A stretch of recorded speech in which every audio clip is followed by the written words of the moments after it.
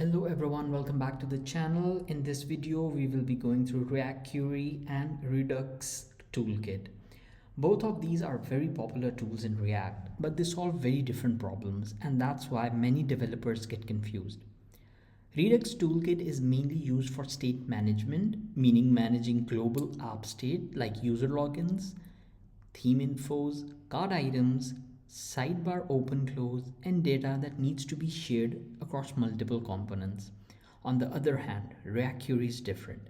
It is mainly used for server state management, for example, handling data that comes from an API like product list, user profiles, orders, or dashboards. Now let's dive into the features and let's see how they compare with each other. As I have already discussed, the main purpose of React Query is server-side management, that is state. On the other hand, Redux has global state management features. React Query is best for API data, whereas Redux is used app-wide. React Query handles API calls. On the other hand, Redux Toolkit needs async setup.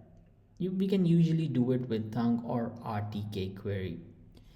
Caching is automatically done for React.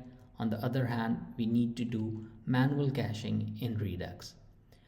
As far as the performance is concerned, it's optimized for app data. On the other hand, Redux is optimized for global state. Learning curve is easy for React Query and moderate for Redux Toolkit. So the best practice today is to use React Query for API data and Redux Toolkit for complex states.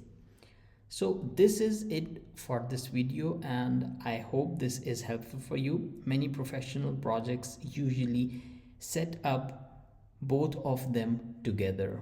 So that it is for today, and I will be seeing you in the next one.